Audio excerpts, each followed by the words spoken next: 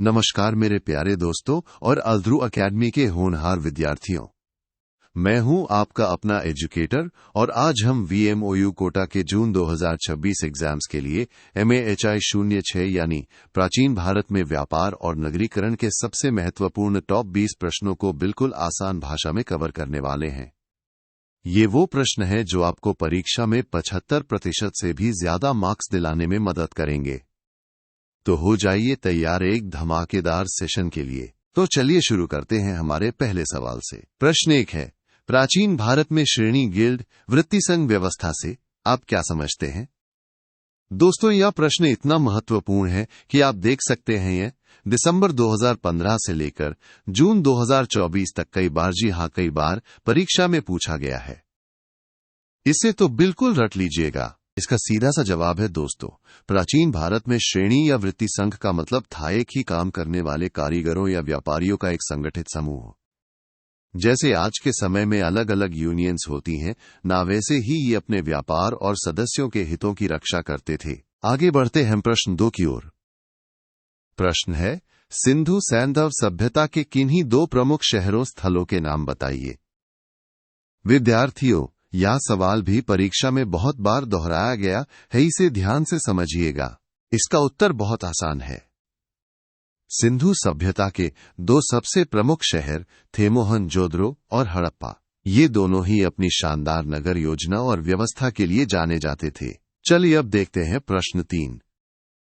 प्रश्न है, अर्थशास्त्र के लेखक कौन थे या चाणक्य कौन थे? दोस्तों, यह प्रश्न भी दिसंबर 2015 से लेकर जून 2024 तक अनगिनत बार पूछा गया है। इसे तो बिल्कुल मिस मत कीजिएगा। इसका सही जवाब है कौटिल्य। जी हाँ, कौटिल्य, जिन्हें हम चाणक्य या विष्णुगुप्त के नाम से भी जानते हैं, उन्होंने ही अर्थशास्त्र नामक इस महान ग्रंथ की रचना की थी। ये राजनीति और अर्थशास्त्र पर आधारित एक अद्भुत पुस्तक है। अब आता है प्रश्न 4। सार्थवाह कौन था से क्या आशय है? साथियों, यह प्रश्न भी कई बार परीक्षाओं में देखने को मिला है, इसे अच्छे से तैयार कर लें। सार्थवाह प्राचीन भारत में व्यापारी काफिले का प्रमुख होता था। इसको आप ऐसे समझिए, जब बहुत सारे व्यापारी एक साथ दूर दराज के इलाकों में सामान लेकर जाते थे तो उनका जो लीडर होता था वही सार्थवाह कहलाता था। प्रश्न 5 है, शहरीकरण को परिभाषित कीजिए। दोस्तों, यह भी एक बहुत ही महत्वपूर्ण प्रश्न है जो दिसंबर 2019 से जून 2024 तक कई बार रिपीट हुआ है। शहरीकरण का मतलब है समय के साथ किसी एक जगह पर बहुत सारे लोगों का आकर बस जाना और एक शहर का रूप ले लेना, जहां सामाजिक और आर्थिक गतिविधियां बढ़ जाती हैं। दोस्तों, क्या आप भी परीक्षा में 75% से ज्यादा मार्क्स पक्के करना चाहते हैं? तो फिर देर किस बात की, अल्ध्रू एकेडमी की पूरी सब्जेक्ट गाइड PDF को अभी डाउनलोड करें। इसमें आपको ऐसे ही और भी बहुत सारे महत्वपूर्ण प्रश्न और उनके उत्तर मिलेंगे। डायरेक्ट लिंक नीचे डिस्क्रिप्शन बॉक्स में दिया गया है, अभी क्लिक करें और अपनी तैयारी को सुपरचार्ज करें। चलिए वापस आते हैं अपने प्रश्नों पर। प्रश्न 6 है, वस्तु विनिमय प्रणाली को परिभाषित कीजिए। विद्यार्थियों, यह सवाल भी दिसंबर 2016 से दिसंबर 2023 तक कई बार पूछा गया है। वस्तु विनिमय प्रणाली का मतलब है जब हम किसी चीज के बदले पैसे नहीं बल्कि कोई दूसरी चीज लेते या देते हैं, जैसे गेहूं के बदले चावल लेना। यह सभ्यता के शुरुआती दौर में बहुत प्रचलित थी जब पैसे नहीं होते थे। अगला प्रश्न है प्रश्न 7। सैंधव हड़प्पा सभ्यता के 2 पशुओं जानवरों के नाम बताइए। साथियों, यह प्रश्न भी कई बार परीक्षाओं में आया है, इसे भी याद कर लें। सैंधव या हड़प्पा सभ्यता में गाय और बैल प्रमुख पशु थे। इनके अवशेष और चित्र हमें खुदाई में अक्सर मिलते हैं। प्रश्न 8 की ओर बढ़ते हैं। वैदिक काल मेनिश का क्या था? दोस्तों, यह प्रश्न भी दिसंबर 2020 से जून 2023 तक कई बार रिपीट हुआ है। वैदिक काल मेनिश का एक प्रकार की स्वर्ण मुद्रा थी। इसका जिक्र हमें वैदिक साहित्य में मिलता है, जिससे पता चलता है कि उस समय भी व्यापार में मुद्राओं का इस्तेमाल होता था। अब देखते हैं प्रश्न 9। वैदिक काल के 2 पशुओं के नाम लिखिए।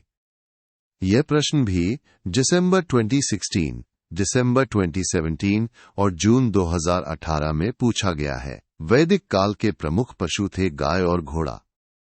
ये दोनों ही उस समय के आर्थिक और सामाजिक जीवन में बहुत महत्वपूर्ण थे। प्रश्न 10 है, प्राचीन भारत के किन्हीं दो प्रमुख बंदरगाहों के नाम बताइए। विद्यार्थियों, यह सवाल भी दिसंबर 2019, दिसंबर 2023 और जून 2018 में आया है। प्राचीन भारत के दो प्रमुख बंदरगाह थे भृगु कच्छ, जिसे आज हम भड़ौच कहते हैं, और ताम्रलिप्ति, जिसे तामलुक के नाम से जाना जाता था। ये व्यापार के बड़े केंद्र थे। चलिए प्रश्न 11, प्राचीन काल के दो प्रमुख व्यापारिक शहरों केंद्रों के नाम लिखिए। दोस्तों, यह प्रश्न भी दिसंबर 2016, दिसंबर 2017 और जून 2016 में रिपीट हुआ है। प्राचीन काल के प्रमुख व्यापारिक केंद्र थे पाटलिपुत्र और तक्षशिला। ये शहर न केवल व्यापार के लिए बल्कि शिक्षा और संस्कृति के लिए भी बहुत प्रसिद्ध थे। अब आता है प्रश्न 12, लोथल का महत्व बताइए। क्या था, किस राज्य में स्थित है? साथियों, यह प्रश्न भी दिसंबर 2015, दिसंबर 2017 और जून 2024 में पूछा गया है। लोथल गुजरात में स्थित एक बहुत ही महत्वपूर्ण सैंधव स्थल था। इसकी सबसे बड़ी खासियत थी यहां से मिली एक विशाल गोदियानी डॉकयार्ड, जो ये बताता है कि लोथल अंतर्राष्ट्रीय व्यापार का एक बड़ा केंद्र था। प्रश्न 13 है, प्राचीन भारत के किन्हीं दो प्रमुख व्यापारिक मार्गों के नाम बताइए। विद्यार्थियों, यह सवाल भी दिसंबर 2021, जून 2023 और जून 2024 में आया है। प्राचीन भारत के दो प्रमुख व्यापारिक मार्ग थे उत्तरापथ और दक्षिणापथ। ये मार्ग पूरे उपमहाद्वीप में व्यापार को बढ़ावा देते थे। आगे बढ़ते हैं। प्रश्न 14, आर्थिक इतिहास को जानने के लिए प्राक मौर्यकालीन मुख्य बौद्ध स्रोतों के नाम बताइए। दोस्तों, यह प्रश्न भी दिसंबर 2019, जून 2024 और जून 2022 में रिपीट हुआ है। प्राक मौर्यकालीन आर्थिक इतिहास को जानने के लिए जातक कथाएं और चार निकाय ग्रंथ प्रमुख बौद्ध स्रोत हैं। इनसे हमें उस समय की आर्थिक स्थिति के बारे में बहुत कुछ पता चलता है। प्रश्न 15 है, प्राक हड़प्पा काल के किन्हीं चार स्थलों के नाम लिखिए। साथियों, यह प्रश्न भी दिसंबर 2020 और JUNDEC 2020 में पूछा गया है। प्राक हड़प्पा काल के प्रमुख स्थल थे किलीगुल मोहम्मद राना, घुंडई सुरकोटडा और कालीबंगा। ये वो जगहें हैं जहां से हमें हड़प्पा सभ्यता से पहले के जीवन के बारे में जानकारी मिलती है। और हाँ दोस्तों, ALDHRU अकेडमी सिर्फ MAHI 06 ही नहीं बल्कि आपके बाकी सभी सब्जेक्ट्स के लिए भी प्रीमियम गाइड्स लेकर आया है, जैसे MAHI 01, MAHI 02, MAHI 03, MAHI 04, MAHI 05, MAHI 09, माही 10, माही 13, माही 14 और माही 15। इन सभी गाइड्स के डाउनलोड लिंक भी आपको डिस्क्रिप्शन बॉक्स में मिल जाएंगे। अपनी तैयारी को और भी मजबूत बनाइए। चलिए अब देखते हैं प्रश्न 16, चित्रित धूसर मृदभांड PGW भारत के किस काल से संबंधित माने गए हैं? दोस्तों, यह प्रश्न भी दिसंबर 2020 और JUNDEC 2020 में रिपीट हुआ है। चित्रित धूसर मृदभांड यानी PGW भारत के वैदिक युगीन काल से संबंधित माने गए हैं। ये उस समय की कला और संस्कृति का एक महत्वपूर्ण हिस्सा थे। प्रश्न 17 है, पूर्वी भारत का सबसे प्रसिद्ध बंदरगाह कौन सा था?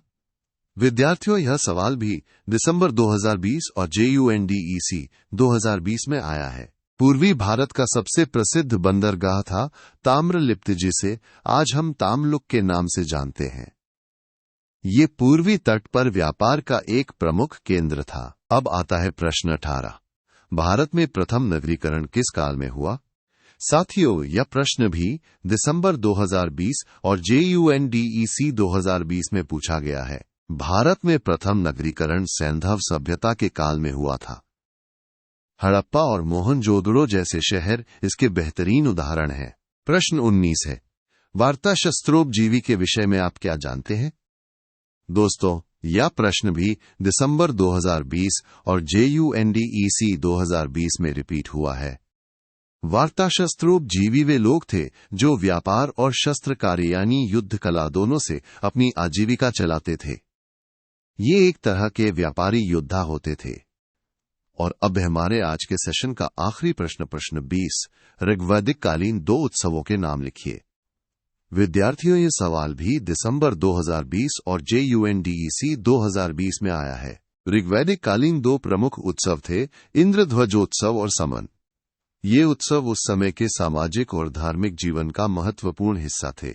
तो मेरे प्यारे दोस्तों, ये थे MAHI-06 के टॉप 20 सबसे महत्वपूर्ण प्रश्न। मुझे पूरी उम्मीद है कि ये वीडियो आपकी परीक्षा की तैयारी में बहुत मददगार साबित होगा। आपको परीक्षा के लिए ढेर सारी शुभकामनाएं। याद रखिए, मेहनत का फल सफलता है। इस वीडियो को लाइक करना, चैनल को सब्सक्राइब करना और डिस्क्रिप्शन बॉक्स चेक करना बिल्कुल मत भूलिएगा। Best of luck.